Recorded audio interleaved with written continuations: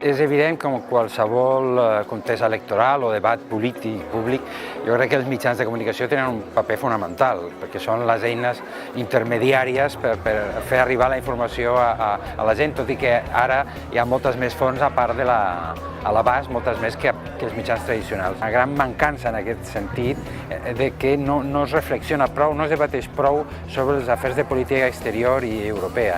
Acabem de passar una campanya electoral de les generals i no s'ha parlat ni un minut d'Europa ni de la política exterior. És veritat que es preveu que hi haurà un increment d'eurodiputats d'extrema dreta en el proper Parlament Europeu, que podrien arribar a ser més d'un terç.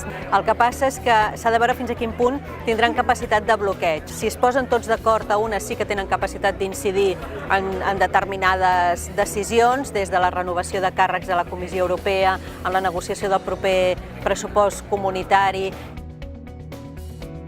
Una cosa que no es feia abans és que quan hi ha eleccions a Alemanya, a Itàlia, a França, el que sigui, abans com a molt hi hauria una breu peça, un informatiu, explicant el resultat.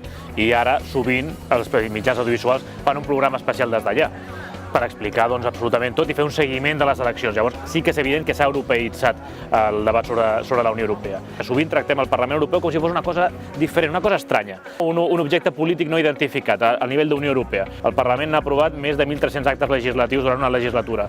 Tenim molts exemples, durant la conferència n'he posat alguns d'ells, d'exemples que són legislació quotidiana que afecten el dia a dia dels ciutadans. El que sí que és cert és que el Brexit ha estat una vacuna, ha sentat com una vacuna per a altres estats on sí es parlava de la possibilitat de fer un referèndum sobre la sortida també de la Unió Europea i actualment és un anatema perquè justament s'ha vist que la situació, que un procés de sortida de la Unió Europea és complicadíssim. En el cas del Brexit, tots els països de la Unió Europea sí que han actuat com a bloc i és una cosa que realment és com s'haurien d'adoptar totes o la majoria de polítiques de la Unió Europea.